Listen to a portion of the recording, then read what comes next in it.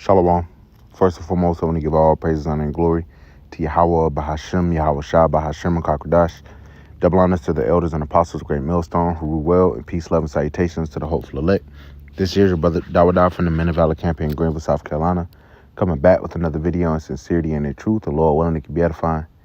And, hey, man, just coming back with some Sunday morning exhortation, all right, through the spirit of power, Yahweh Shah, Shah, the water for allowing us to wake up, still know your name, still know, your will, still be in this truth. All right, that's a blessing, and that's what makes us rich. All right, regardless of what these people try to say, they don't understand what's going on. They have no idea what the will of the Lord is. Everybody's out here just serving themselves.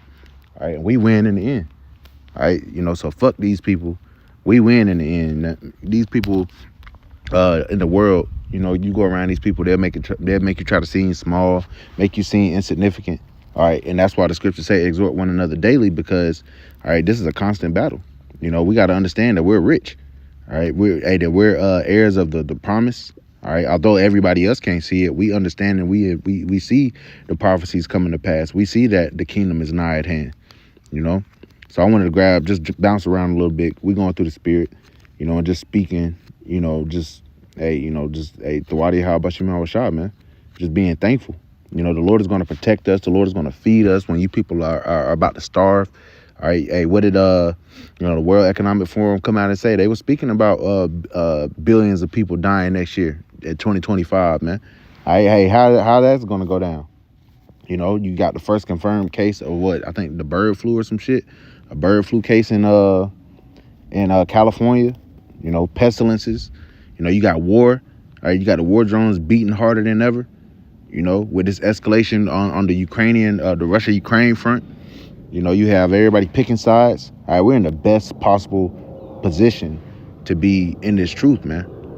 So I want to start here. This is 2 Ezra chapter 15 and verse 1. It says, "Behold, speak thou in the ears of my people the words of prophecy." That's what we should be doing. We're speaking the words of prophecy written within the books, And the spirit of the prophets are subject to the prophets. So, hey, us that are teaching, some of us are very well some of the same men that were given these visions. Not to say that I'm any of these men, but hey, we know that these men came back on the earth by way of reincarnation, regeneration.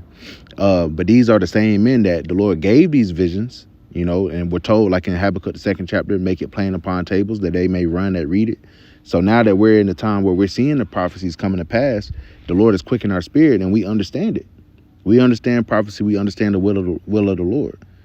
So we're speaking in the ears of the Lord's people, which are you so-called Negroes, Latinos, and Native Americans, the Israelites, the words of prophecy. It says, "Which I will put in thy mouth, saith the Lord." Hey, the Lord told Moses, he said, "Who has made man's mouth?" All right, the Lord controls what we say. We don't have free will. That's another misconception that a lot of you Christians believe. Okay, the Lord is all powerful. He's omnipotent, omnipotent, however you want to say it. He's everywhere. He's all knowing, all seeing. His eyes are 10,000 times brighter than the sun. He has his servants, the angels, checking on everything, man. The Lord ain't missing a beat. The Lord is he's long suffering. He let these people build up all their iniquity, including America, until that cutoff point. And then the Lord's going to cut this place off forever. Verse 2, "And cause them to be written in paper." See, that's why we have the scriptures. You'll hear Christians or certain people try to say they believe in the Lord and won't open their Bible. The old man wrote that Bible. Well, these were spiritual men that were led by the Spirit and the Lord commanded them to write these different visions and different things within the books. It says, "And cause them to be written in paper, for they are faithful and true." All right, these words are faithful and true. We cleave unto these words because these words are power. It says, verse 3, "Fear not the imagination against thee, or the imaginations against thee. Let not the incredulity of them trouble thee that speak against thee." So the people that come up to us trying to talk shit, trying to scoff, trying to turn their nose up at us like they better than us, we ain't gotta fear your imaginations, what you think you gonna do to us. All right, and that's from you low-level niggas to all the way up to the elites. Verse 4, "For all the unfaithful shall die in their unfaithfulness." If you don't have faith, you're gonna die. Okay, the Lord gonna kill you, man. All the unfaithful shall die in their unfaithfulness, man. All right, but the elect, all right, those that have faith, they're going to be delivered. Okay, so we win in the end, and not to say I'm of the elect, but Lord willing. You know, that's what we're striving for. We're fighting for that crown. It was, oh, yep. It just made me think about something. Let's go ahead and grab this. Hebrews chapter 4 and verse 12. It says, for the word of the Most High is quick and powerful and sharper than any two-edged sword. And where do you find the words of the Lord? Within these scriptures, right? Piercing even to the dividing asunder of soul and spirit and of the joints and marrow, and is a discerner of the thoughts and intent of the heart. So it's going to discern how you people feel. When you hear us speaking, you know, you feel something rub you the wrong way. You know, hey, best believe when we first started watching the apostles and elders, and we were getting cut, saying hey, we were eating abominable foods, we were getting lineups, and you know, doing all other shit that was off. You know, but we were doing it in ignorance. Once we found out, you know, that we were wrong, we corrected our ways. You know, hey, we all get cut by it, but it's how it's your reaction to getting cut.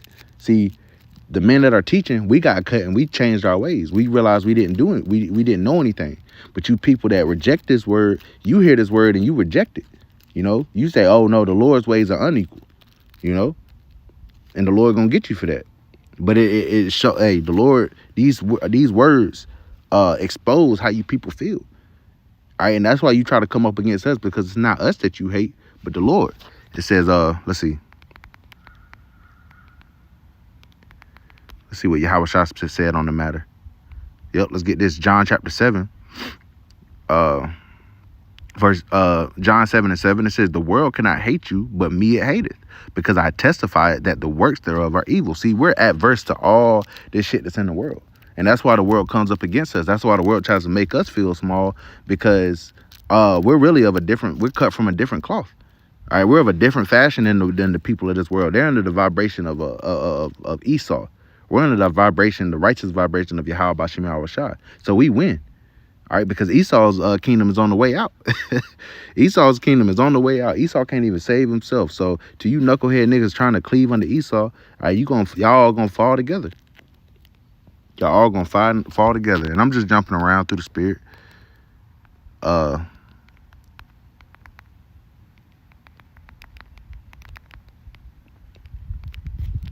Wanted to get this since I had brought out Hebrews 12. This is Jeremiah chapter 5.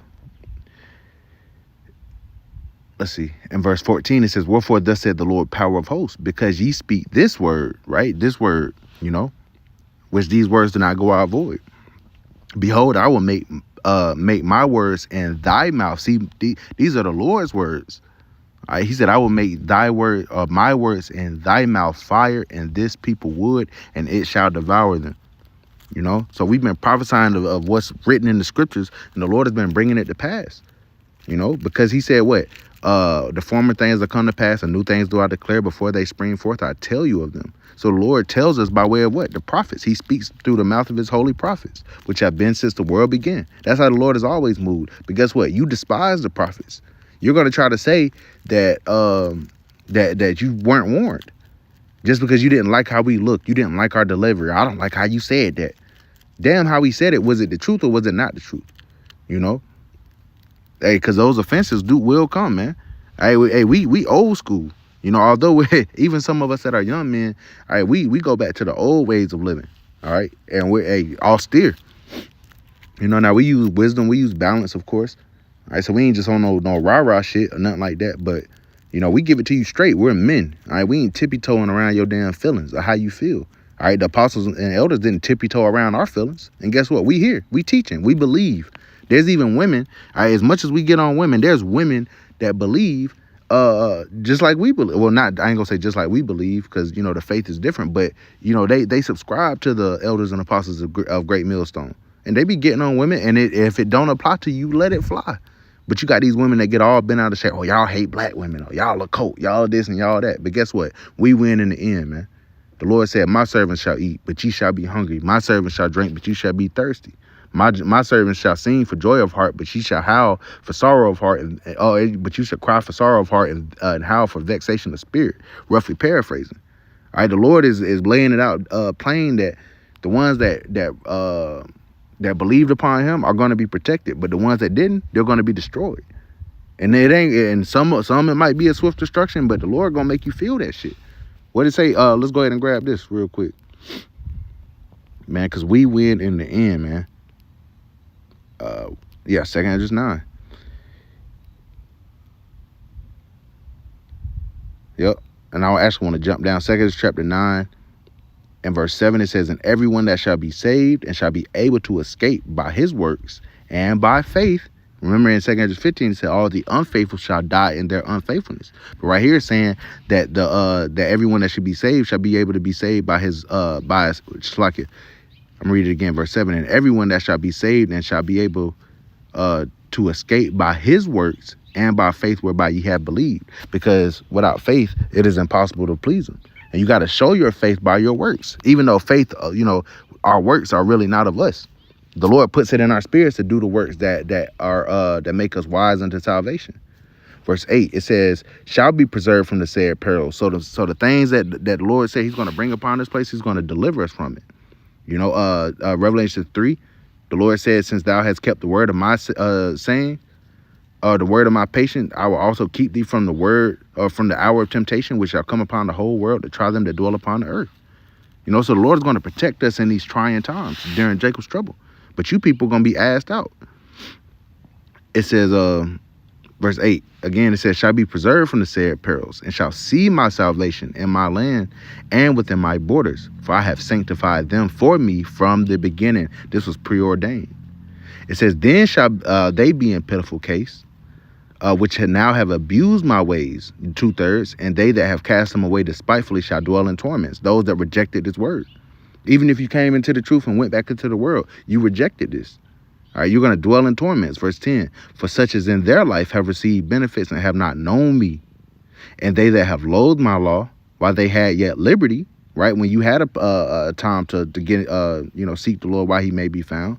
And when as yet a place of repentance was open unto them, understood not, but despised it. You despise the words of the Lord. You despise his men. You despise the counsel. Verse 12, here's your latter end. The same must know it after death by pain. Okay, there's going to be more people that die than of them that shall be saved. And actually, that's the next part, verse 13. We'll finish off here. Therefore, be thou not curious how the ungodly shall be punished, and when. So we don't put too much stock into how you people gonna get fucked up. We just glad that we ain't the ones getting fucked up, Lord willing. Somebody got to be the 2/3. The best thing you could do for a 2/3 is not be one of them. It says, and therefore be thou not curious how the ungodly shall be punished and when, but inquire how the righteous shall be saved, whose the world is and for whom the world is created. All right, we win in the end, Akim. Verse 14, it says, then answered I and said, I have said before, and I do speak, and will speak it also hereafter, that there be many more of them which perish than of them which shall be saved. So there's going to be more people that get put to death over here than get delivered, man. All right. So although we might be the minority, so to speak, we might be a small number, which the Lord deals with small sanctuaries anyway. Although we might be, we're not the majority. Guess what? If all these people that you encounter on a day-to-day basis, if they're not in the truth, if they're not of the elect, guess what? They're dead. They're already dead, man. They just don't know it yet.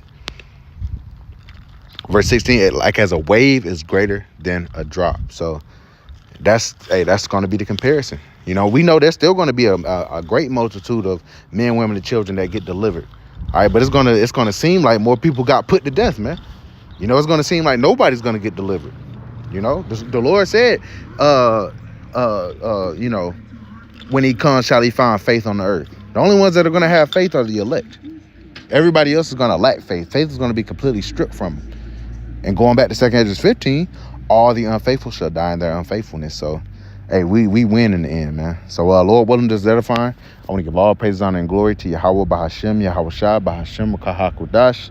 Double honors to the elders and apostles of Great Millstone, who rule well, and peace, love, and salutations to the hopeful elect. Till next time, Shalom.